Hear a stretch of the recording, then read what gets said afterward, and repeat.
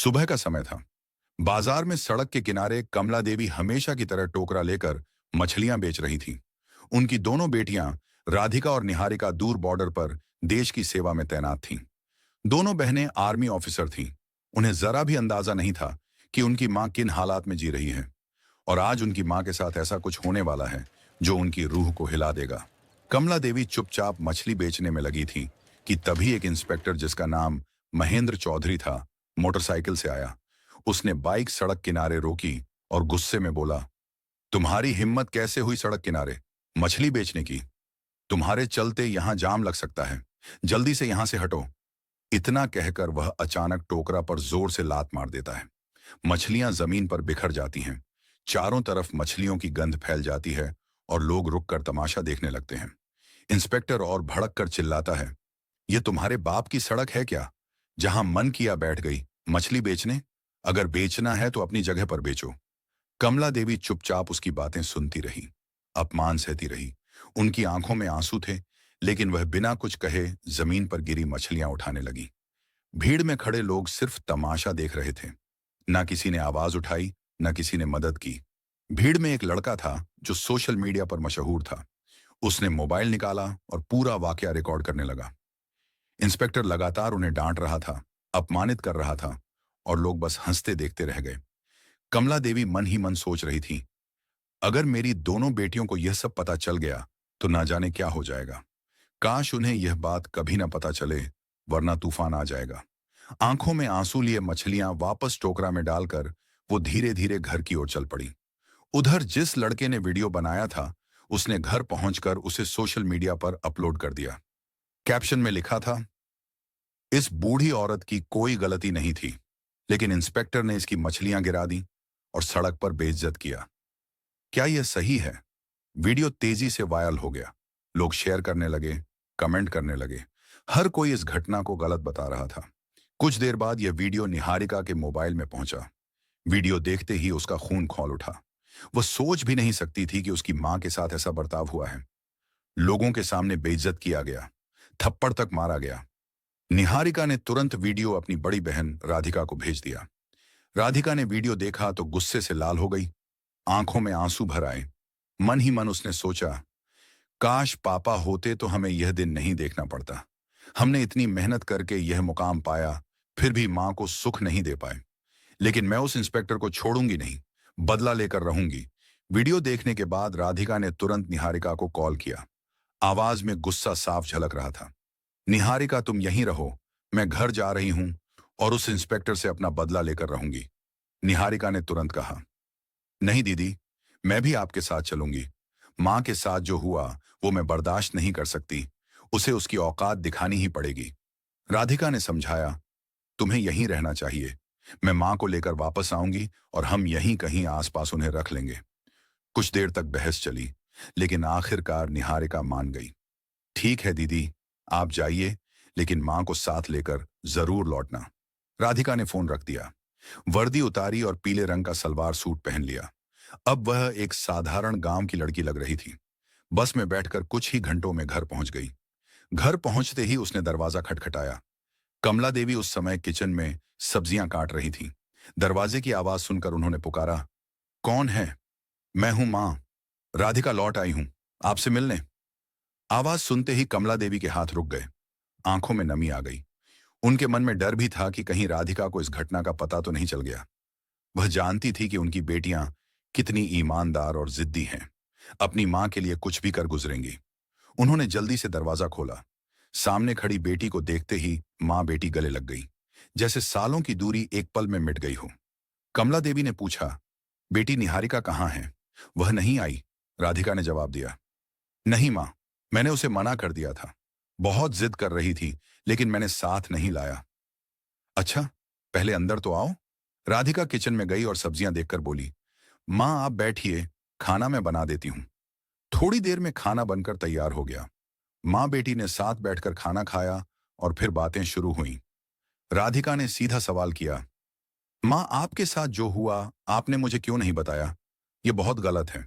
मैं उस इंस्पेक्टर को सस्पेंड करवाकर ही मानूंगी। उसने कानून के खिलाफ किया है और मैं उसे दिखाऊंगी कि कानून की ताकत क्या होती है।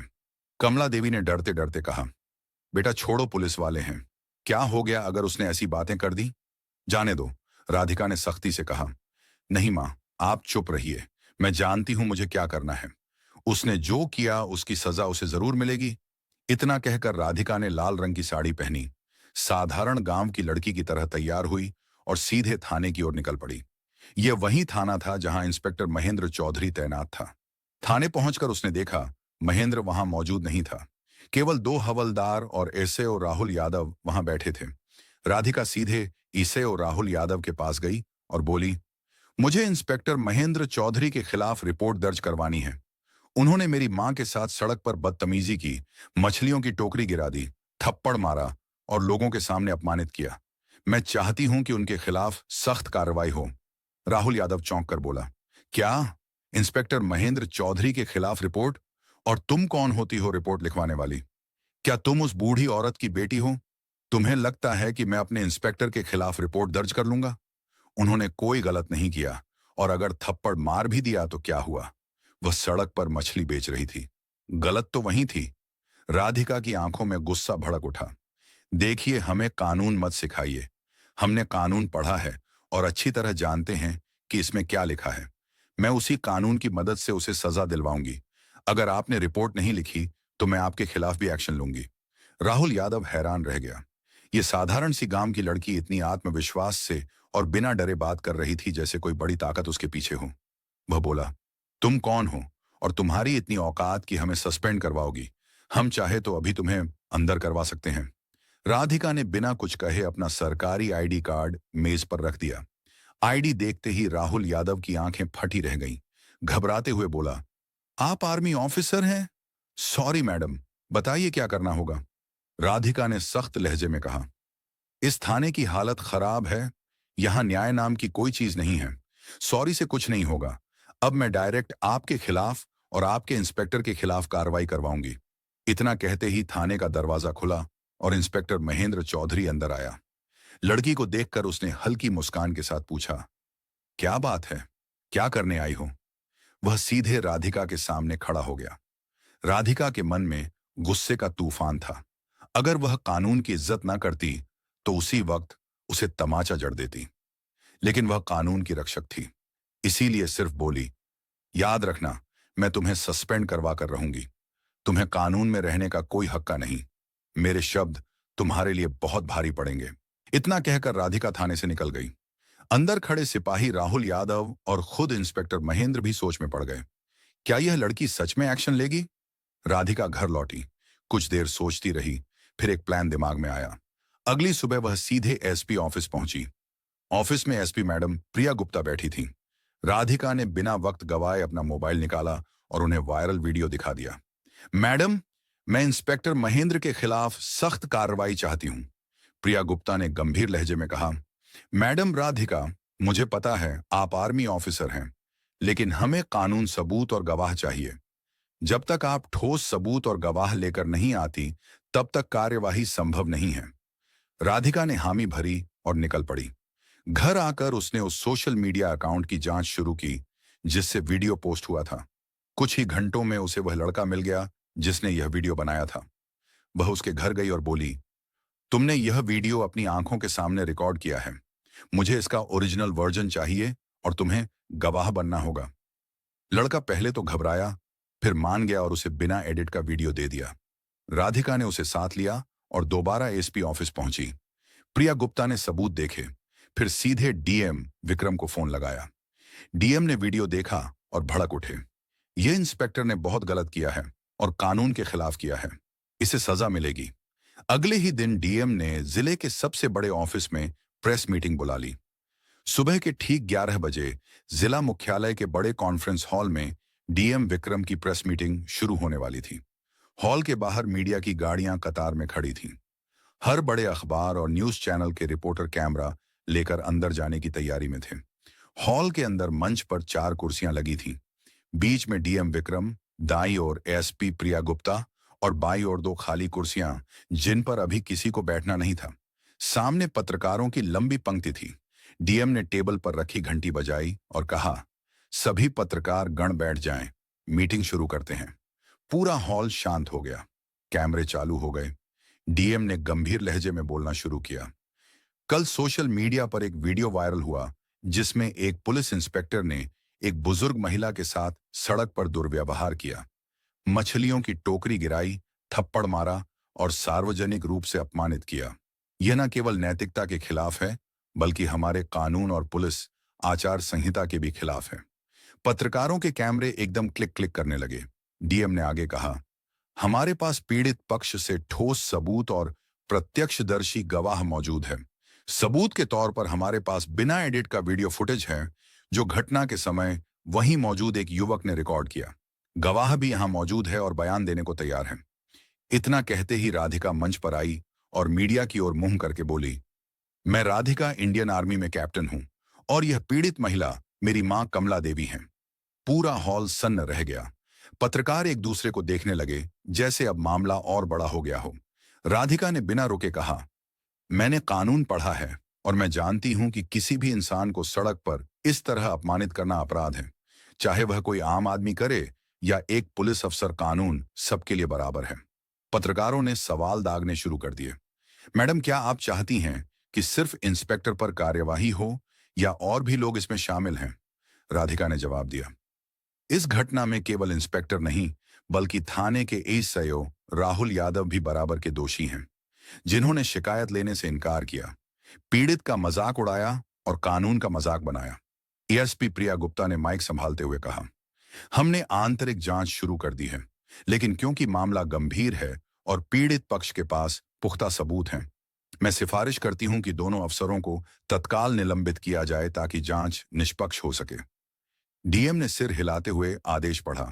तत्काल प्रभाव से इंस्पेक्टर महेंद्र चौधरी और एसओ राहुल यादव को निलंबित किया जाता है। इस आदेश की कॉपी पुलिस मुख्यालय और राज्य गृह मंत्रालय को भेजी जाएगी। पत्रकारों के बीच फुसफुसाहट शुरू हो गई। इतनी जल्दी एक्शन, ये तो मिसाल है। डीएम ने मीटिंग खत्म होते ही जिला प्रशासन के विधि अधिकारी लीगल एडवाइजर को बुलाया। मुझे पूरी प्रक्रिया कानूनी दायरे में करनी है। नोटिस ड्राफ्ट कीजिए और सस्पेंशन लेटर तैयार करिए। लीगल एडवाइजर ने बताया, सर, पहले हमें चार्जशीट तैयार करनी होगी जिसमें आईपीसी की धाराएं और पुलिस एक्ट के तहत की गई गलतियां लिखी जाएंगी। उसके बाद विभागीय जांच कमेटी गठित होगी, लेकिन निलंबन आदेश तुरंत लागू हो सकता है ताकि आरोपी जांच को प्रभावित ना कर सके। डीएम ने तुरंत आदेश दिए और 2 घंटे के अंदर सस्पेंशन लेटर तैयार हो गया। उधर गांव में यह खबर आग की तरह फैल गई। बाजार में लोग एक दूसरे को बताते फिर रहे थे, सुना कमला देवी के साथ जो हुआ था, अब उसका इंसाफ मिलने वाला है। उनकी बेटी आर्मी ऑफिसर है, उसी ने यह सब करवाया है। कमला देवी के घर के बाहर भीड़ जमा हो गई। कोई हौसला बढ़ाने आया, कोई सिर्फ देखने। कमला देवी बार बार कह रही थी, मुझे बदला नहीं चाहिए था, बस इज्जत चाहिए थी, लेकिन मेरी बेटियां तो आग हैं जो अन्याय बर्दाश्त नहीं करती। जब निलंबन आदेश थाने में पहुंचा तो सिपाहियों में खलबली मच गई। एक सिपाही ने धीरे से कहा, भाई, यह लड़की तो सच में कर गई। हम तो सोच भी नहीं सकते थे कि डीएम तक मामला पहुंच जाएगा। महेंद्र चौधरी और राहुल यादव दोनों को आदेश सुनाया गया। आपको तत्काल प्रभाव से निलंबित किया जाता है। जांच पूरी होने तक आप किसी भी सरकारी पद का इस्तेमाल नहीं करेंगे। महेंद्र चौधरी ने गुस्से में कागज जमीन पर फेंका, लेकिन राहुल यादव के चेहरे पर साफ डर था। यह लड़की हमारी जिंदगी बर्बाद कर देगी। मैं कह रहा था ना, उससे पंगा मत लो। शाम होते होते टीवी चैनलों पर हेडलाइन चलने लगी, इंस्पेक्टर और SO suspend, army on officer ने दिलाया मां को इंसाफ, वायरल वीडियो बना हथियार, पुलिस अफसरों पर गिरी गाज। राधिका के मोबाइल पर लगातार कॉल आने लगे, कुछ बधाई के, कुछ मीडिया इंटरव्यू के। लेकिन राधिका सिर्फ इतना कहती, यह सिर्फ मेरी मां का मामला नहीं था, यह उन सबके लिए है जिनके साथ चुपचाप अन्याय होता है। 1 हफ्ते बाद विभागीय जांच में सबूत और गवाहों के आधार पर दोनों अफसर दोषी पाए गए। रिपोर्ट में लिखा था, इंस्पेक्टर महेंद्र चौधरी ने पद का दुरुपयोग किया, अनुशासन भंग किया और जनता के साथ अमर्यादित व्यवहार किया। एसएन राहुल यादव ने शिकायत दर्ज करने से इनकार कर ड्यूटी की अवहेलना की। राज्य पुलिस मुख्यालय से आदेश आया, दोनों अफसरों को बर्खास्त किया जाता है और उनके खिलाफ आपराधिक मामला दर्ज किया जाएगा। जब यह खबर कमला देवी के घर पहुंची तो राधिका ने बस इतना कहा, मां, यह जीत सिर्फ हमारी नहीं, हर उस इंसान की है जो अन्याय के खिलाफ खड़ा होता है। कमला देवी ने आंसुओं के साथ मुस्कुराकर बेटी को गले लगा लिया। तुमने सिर्फ मेरा ही नहीं, इस गांव का भी सिर ऊंचा कर दिया।